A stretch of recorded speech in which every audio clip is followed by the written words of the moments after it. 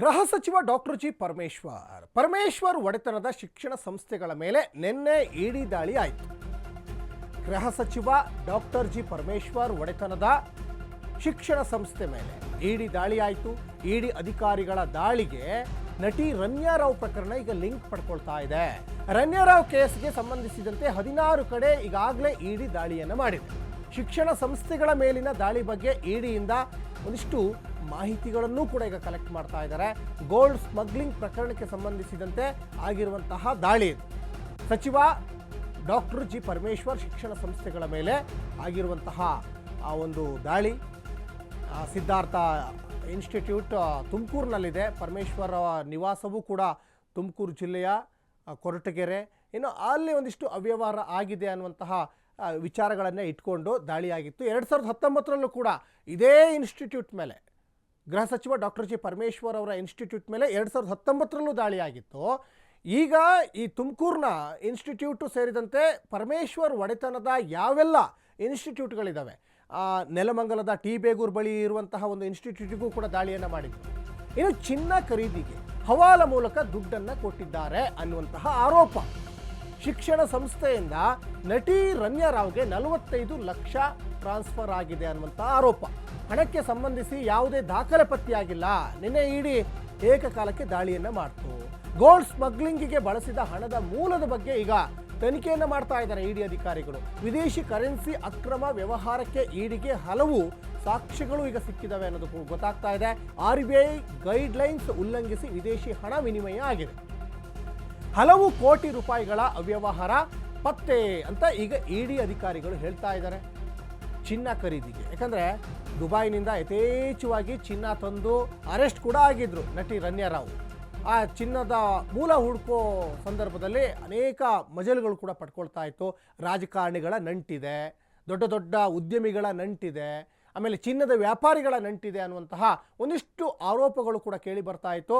ಆ ಕೇಸ್ ನಡಿ ಈಗಾಗಲೇ ರನ್ಯಾ ರಾವ್ನು ಕೂಡ ಪೊಲೀಸ್ನವರು ಅರೆಸ್ಟ್ ಕೂಡ ಮಾಡಿದರು. ಅದೇ ಒಂದು ರನ್ಯಾ ರಾವ್ಗೆ ಶಿಕ್ಷಣ ಸಂಸ್ಥೆಗಳಿಂದ ಹಣ ಹೋಗಿದೆ ಅನ್ನುವಂಥ ಆರೋಪ. ಯಾವ ಶಿಕ್ಷಣ ಸಂಸ್ಥೆ?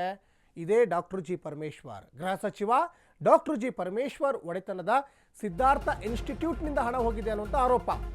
ಇವತ್ತು ಬೆಳಗ್ಗೆಯಿಂದಲೇ ಇಡಿ ಅಧಿಕಾರಿಗಳು ಪರಿಶೀಲನೆ ಮಾಡ್ತಾ ಇದ್ದಾರೆ. ಪರಿಶೀಲನೆ ಅಷ್ಟಕ್ಕೆ ಮುಗ್ದಿಲ್ಲ, ಇನ್ನೂ ಮುಂದುವರಿತಾ ಇದೆ. ತುಮಕೂರಿನ 3 ಕಾಲೇಜುಗಳಲ್ಲಿ ಅಧಿಕಾರಿಗಳು ಸರ್ಚ್ ಮಾಡ್ತಾ ಇದ್ದಾರೆ.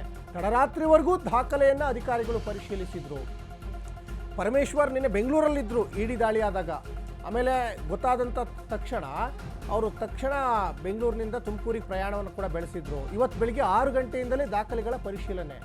ನಿನ್ನೆ ಕೂಡ ಸುದೀರ್ಘವಾಗಿ ಒಂದಿಷ್ಟು ಪರಿಶೀಲನೆಯನ್ನು ಮಾಡಿದ್ರು. ದಾಖಲೆಗಳ ಒಂದು ಕಡತಗಳ ಪರಿಶೀಲನೆಯನ್ನು ಮಾಡಿದ್ದಾರೆ. ಮತ್ತು ಸಂಬಂಧಪಟ್ಟಂತಹ ಸಿಬ್ಬಂದಿಗಳ ಎನ್ಕ್ವೈರಿ ಕೂಡ ಈಗ ಮಾಡಿದ್ದಾರೆ ಅನ್ನೋದು ಕೂಡ ಗೊತ್ತಾಗ್ತಾ ಇದೆ.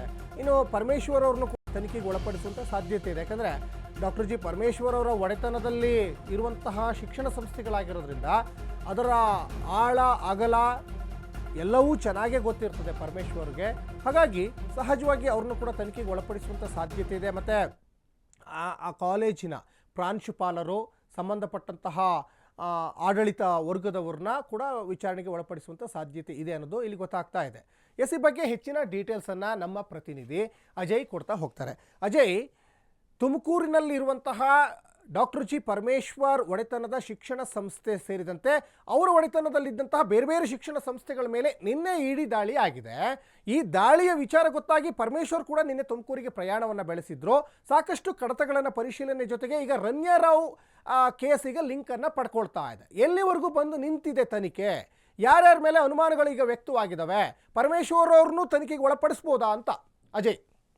ಖಂಡಿತವಾಗ್ಲೂ ಸಚಿನ್, ಏನಂದ್ರೆ ಈ ಒಂದು ಪ್ರಕರಣದಲ್ಲಿ ಅಂದ್ರೆ ರನ್ಯಾ ರಾವ್ ಪ್ರಕರಣದಲ್ಲೂ ಕೂಡ ಏನೋ ಪ್ರಭಾವಿಗಳಿದ್ದಾರೆ ಅನ್ನೋ ಒಂದು ಮಾಹಿತಿ ಕೂಡ ಆಗಿಂದಲೂ ಕೂಡ ಇತ್ತು. ಮತ್ತೆ ಆ ಪ್ರಭಾವಿಗಳ ಹೆಸರು ಕೂಡ ತಳ್ಕಾಕೊಂಡಿತ್ತು. ಅದಕ್ಕೆ ಸಂಬಂಧಿಸಿದಂತೆ ಈಗಾಗ್ಲೇ ಏನು ರನ್ಯಾ ರಾವ್ ವಿಚಾರವಾಗಿ ಏನು ಯಾವುದೋ ಒಂದು ಪ್ರತಿಷ್ಠಿತ ಶಿಕ್ಷಣ ಸಂಸ್ಥೆಯಿಂದ 40 ಲಕ್ಷ ಕ್ರೆಡಿಟ್ ಕಾರ್ಡ್ ಈಗಾಗ್ಲೇ ಪೇ ಆಗಿದೆ ಅಂತ ಹೇಳಿ ಈಗಾಗ್ಲೇ ಗೊತ್ತಾಗ್ತಿರುವಂತದ್ದು. ಅದು ಕೂಡ ಈಗಾಗ್ಲೇ ಇಡಿ ಅಧಿಕಾರಿಗಳು ಮಾಡಿದಂತಹ ಇನ್ವೆಸ್ಟಿಗೇಷನ್ ಅಲ್ಲಿ ಬಯಲಾಗಿತ್ತು. ಆ ನಂತರ ನಿನ್ನೆ ಹೋಗಿ ಯಾವಾಗ ರೈಡ್ ಮಾಡ್ತಾರೋ ಆ ಒಂದು ವಿಚಾರ ಕೂಡ ಈಗಾಗಲೇ ಗೊತ್ತಾಗಿದೆ. 40 ಲಕ್ಷ ಹಣ ಏನು ರನ್ಯಾ ರಾವ್ನ ಏನು ಕ್ರೆಡಿಟ್ ಕಾರ್ಡ್ ಏನಿದೆ ಅದಕ್ಕೆ ಪೇ ಆಗಿದೆ ಅಂತ ಹೇಳಿ. ಇನ್ನು ಆ ಒಂದು ವಿಚಾರವಾಗೂ ಕೂಡ ಯಾವುದೇ ರೀತಿಯಾದಂತ ಸಾಕ್ಷಿ ಸಿಗದೆ ಇರೋ ರೀತಿಯಲ್ಲಿ ಅವರು ಪೇಮೆಂಟ್ ಗಳನ್ನ ಮಾಡಿದ್ದಾರೆ ಅನ್ನೋ ಒಂದು ವಿಚಾರ ಕೂಡ ಈಗಾಗಲೇ ಬಯಲಾಗಿದೆ.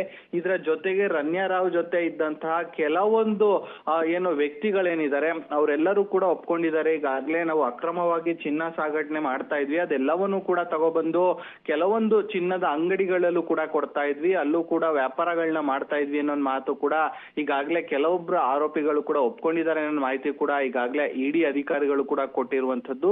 ಇನ್ನು ನಿನ್ನೆ ಆದಂತಹ ರೈಡ್ ಏನಿದೆ ಬರೀ ಏನು ಅದು ತುಮಕೂರು ಅಷ್ಟೇ ಅಲ್ಲದೆ 16 ಕಡೆಗಳಲ್ಲೂ ಕೂಡ ಈಗಾಗಲೇ ರೈಡ್ ಕೂಡ ಆಗಿರುವಂತದ್ದು. ಸಾಕಷ್ಟು ಕಡಗಳನ್ನು ಕೂಡ ಈಗಾಗಲೇ ಅಧಿಕಾರಿಗಳು ತಗೊಂಡೋಗಿದ್ದಾರೆ ಅನ್ನೋ ಮಾಹಿತಿ ಕೂಡ ಇರುವಂತದ್ದು. ಮುಂದಿನ ದಿನಗಳಲ್ಲಿ ಪರಮೇಶ್ವರ್ ಅವ್ರಿಗೂ ಕೂಡ ಕಂಟಕ ಎದುರಾಗುವಂತ ಎಲ್ಲ ಸಾಧ್ಯತೆಗಳು ಕೂಡ ಹೆಚ್ಚಿದೆ ಅಂತಾನೆ ಹೇಳ್ಬೋದು ಸಚಿನ್. ಧನ್ಯವಾದ ಅಜಯ್ ತಮ್ಮೆಲ್ಲ ಡೀಟೇಲ್ಸ್ಗಾಗಿ.